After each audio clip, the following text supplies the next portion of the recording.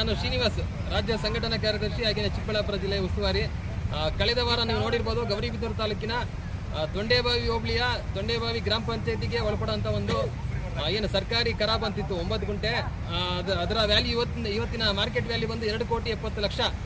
2,70,00,000ದ ಸರ್ಕಾರಿ ಜಾಗವನ್ನು ಸರ್ಕಾರಿ ಅಧಿಕಾರಿಗಳೇ ದುರ್ಬಳಕೆ ಮಾಡಿಕೊಂಡು ಯಾರೋ ಪ್ರಭಾವಿಗೆ, ತೊಂಡೇಬಾವಿ ಭಾಗದಲ್ಲಿ ಇರತಕ್ಕಂಥ ಪ್ರಭಾವಿ ರಾಜಕಾರಣಿಯ ಚೇಲಾಗೆ ಜಾಗನ, ಸರ್ಕಾರಿ ರಸ್ತೆನ, ಸರ್ಕಾರಿ ಖರಾಬ್ನ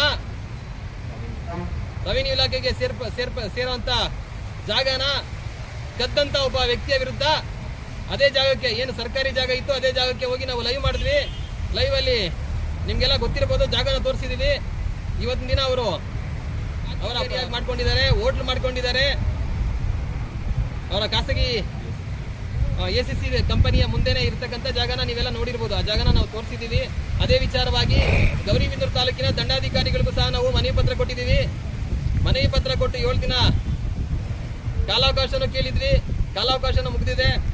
ಅದೇ ರೀತಿ ನಾವು ಏನು ಜಿಲ್ಲಾಧಿಕಾರಿಗಳಿಗೂ ಮನವಿ ಪತ್ರ ಕೊಟ್ಟಿದ್ದೀವಿ. ಹಾಗೆಯೇ CEO, ಏನು ಚಿಕ್ಕಬಳ್ಳಾಪುರ CEO ಆದಂತಹ ನವೀನ್ ಭಟ್ ಅವ್ರಿಗೂ ಒಂದು ಮನವಿ ಪತ್ರ ಕೊಟ್ಟಿದ್ದೀವಿ. ಸರ್ಕಾರದ ಆಸ್ತಿಗಳನ್ನ ಉಳಿಸ್ಕೊಳ್ಳೋದಂಥದ್ದು ಸರ್ಕಾರಿ ಅಧಿಕಾರಿಗಳ ಕರ್ತವ್ಯ. ಇದಕ್ಕೆ ಅಂತಾನೆ ಸರ್ಕಾರ ಅವರಿಗೆ ಸಂಬಳ ಕೊಡ್ತಾ ಇದೆ. ಸಂಬಳ ಕೊಟ್ಬಿಟ್ಟು ನೀವು ಈ ಕೆಲಸ ಮಾಡ್ರಪ್ಪ ಅಂತ ಹೇಳ್ಬಿಟ್ಟು ತಿಂಗಳ ಸಂಬಳ ಎಣಿಸ್ತಾ ಇದೆ ಸರ್ಕಾರ. ಅವರು ಮಾಡಬೇಕಾಗಿರೋಂಥ ಕೆಲಸನ ಬಿಟ್ಟು ಇವರೇ ಏನು ಸರ್ಕಾರಿ ಆಸ್ತಿಗಳನ್ನೇ ಇವರೇ ಬೇರೆಯವರಿಗೆ ಪರಭಾರೆ ಮಾಡೋಂಥದ್ದು, ಅಕ್ರಮವಾಗಿ ಖಾತೆ ಮಾಡ್ಕೊಡೋಂಥದ್ದು, ಅಕ್ರಮವಾಗಿ ಮಾರಾಟ ಮಾಡ್ತಾ ಇರ್ತಕ್ಕಂಥ ಏನು ಕಳ್ಳದಂತೆ ಚಿಕ್ಕಬಳ್ಳಾಪುರ ಜಿಲ್ಲೆಯಾದ್ಯಂತ ನಡೀತಾ ಇದೆ. ಪ್ರತಿಯೊಬ್ಬ ಕಳ್ಳ ಅಧಿಕಾರಿಗಳನ್ನು ಸಹ ನಾವು ಪ್ರತಿ ತಿಂಗಳು ರಿವೀಲ್ ಮಾಡ್ತೀವಿ ಅಂತ ಹೇಳಿದ್ವಿ. ಈ ತಿಂಗಳಲ್ಲಿ ಗೌರಿಬಿದನೂರು ತಾಲೂಕಿನ ತೊಂಡೇಬಾವಿ ಹೋಬಳಿಯ ತೊಂಡೇಬಾವಿ ಗ್ರಾಮ ಪಂಚಾಯತಿ ಒಬ್ಬ PDO, ಭ್ರಷ್ಟ PDO ಬಸವರಾಜನ ಏನೋ ಮುಖವಾಡವನ್ನ ಕಳಿಸಿದೀವಿ.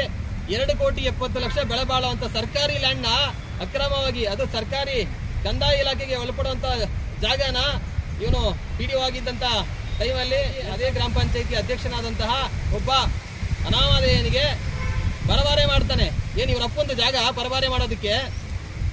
ಇದೇ ವಿಚಾರವಾಗಿ ಇದೇ ತಾಲೂಕಿನ RI ಆಗಿರ್ಬೋದು, VA ಆಗಿರ್ಬೋದು, ತಹಶೀಲ್ದಾರ್ ಆಗಿರ್ಬೋದು, ಅವ್ರು ಮಾಡೋಂಥ ಕೆಲಸನ ನಾವು ಕಂಡಿಡ್ದು, ನೋಡಿ ಸ್ವಾಮಿ ಇದು ಸರ್ಕಾರದ ಜಾಗನ ಉಳಿಸ್ಕೊಳ್ಳಿ, ಸರ್ಕಾರದ ಜಾಗನ ಕಾಪಾಡ್ಕೊಳ್ಳಿ ಅಂತ ಹೇಳಿದಾಗ, ಈ ಜಾಗ ಮೊದಲು ತೊಂಡೇಬಾವಿ ಏನು ಹೋಬ್ಳಿಗೆ ನಾಡ ಕಚೇರಿಗೆ ಅಂತ ಎತ್ತಿಟ್ಟಿದ್ದಂಥ ಜಾಗ. ಇದು ನಾಡ ಕಚೇರಿಗೆ ಮೀಸಲಾಗಿದ್ದಂಥ ಜಾಗ.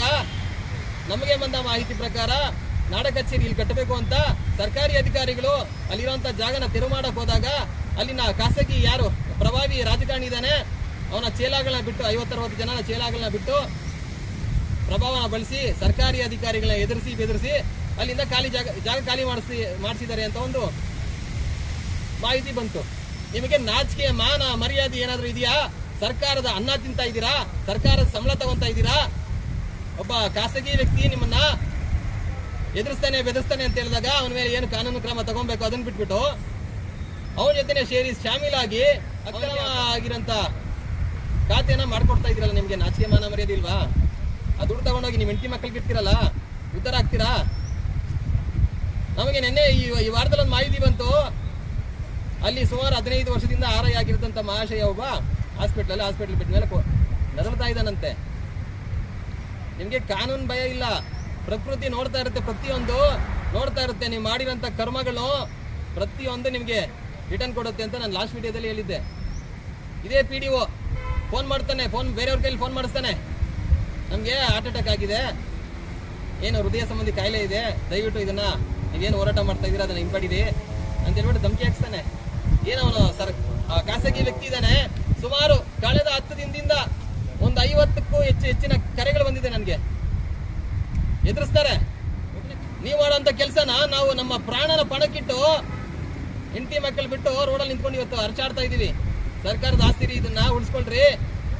ನಮ್ಮ ತಾಲೂಕಿನ ಆಸ್ತಿ ಇದು, ನಮ್ಮ ಜಿಲ್ಲೆಯ ಆಸ್ತಿ, ನಮ್ಮ ಹೋಬಳಿ ಆಸ್ತಿ ಇದು, ಉಳಿಸ್ಕೊಳ್ಳಿ ಅಂತ ನೀವು ಮಾಡೋಂಥ ಕೆಲಸನ ನಿಮಗೆ ತೋರಿಸಿದ್ರು ನೀವು ಅದನ್ನ ತೆರವು ಮಾಡಿಸಿಲ್ಲ ಅಂತ ಹೇಳಿದ್ರೆ ಇನ್ನು ಯಾವ ರೀತಿ ನೀವು ಜಿಟ್ಟು ಹಿಡಿದಾಗಿದ್ದೀರಾ? ಸರ್ಕಾರಿ ಇಲಾಖೆಯಲ್ಲಿ ಸಂಬಳಕ್ಕೆ ಬದುಕ್ರಿ, ಸಂಬಳದಲ್ಲಿ ಬದುಕಿ, ಗಿಂಬಳದಲ್ಲಿ ಬದುಕಬೇಡಿ. ಅವ್ರು ಕೊಡೋಂಥ ಎಂಜಲ್ ಕಾಸಿಗೆ ಆಸೆ ಪಟ್ಬಿಟ್ಟು ಇದಕ್ಕೆ ನಾಚಿಕೆ, ಮಾನ, ಮರ್ಯಾದೆ ಅನ್ನೋದಿದ್ರೆ ದಯವಿಟ್ಟು ಈ ವಿಡಿಯೋ ನೋಡಿದ್ಮೇಲೆ ಆದ್ರೂ ಪ್ರತಿಯೊಬ್ಬರಿಗೂ ಗೊತ್ತು ಆ ಆಸ್ತಿ ಯಾವುದು ಏನು ಅಂತ. ಈ ವಿಡಿಯೋ ನೋಡಿದ್ಮೇಲೆ ಆದ್ರೂ ಸರ್ಕಾರಿ ಆಸ್ತಿಗಳನ್ನ ಉಳಿಸಿ ಇನ್ನೇನ್ ಕೇಳ್ಕೊಂಡ್ಬೇಕಾಗುತ್ತೆ ನಿಮ್ಮ ಹತ್ರ? ನಿಮ್ಮ ಕಾಲು ಇಟ್ಕೊಂಡ್ಬಿಡ್ತಿರ್ಬೇಕಾದ್ರೆ ಸರ್ಕಾರದ ಆಸ್ತಿ ಉಳಿಸಿ ಅಂತ ಹೇಳೋದಕ್ಕೆ KRS ಅವ್ರು ಬರ್ಬೇಕೇನ್ರಿ? ಲಾಸ್ಟ್ ಕಳೆದ 1 ತಿಂಗಳ ಹಿಂದ್ಗಡೆ ಅದೇ ಹೋಬ್ಳಿಯ 2 ಎಕರೆ ಮಶಾನನ ಒತ್ತುವರಿ ಮಾಡ್ಕೊಂಡಿದ್ದ. ಲೆಟರ್ ಕೊಟ್ಟು 1 ತಿಂಗಳಾದ್ವಿ. DC ಅವ್ರು ಕೊಟ್ಟ ಮೇಲೆ ಭಾಸ್ಕರ್ ಅವರು ಏನು ADC ಅವರು ಆಗಿದ್ದಾರೆ, ಭಾಸ್ಕರ್ ಅವ್ರ ಮನವಿ ಕೊಟ್ಟ ಮೇಲೆ 3 ದಿನಕ್ಕೆ ತೆರವು ಮಾಡಿದ್ದೀರಾ. ನೀವು ಮಾಡೋಂಥ ಕೆಲಸನ ನಾವು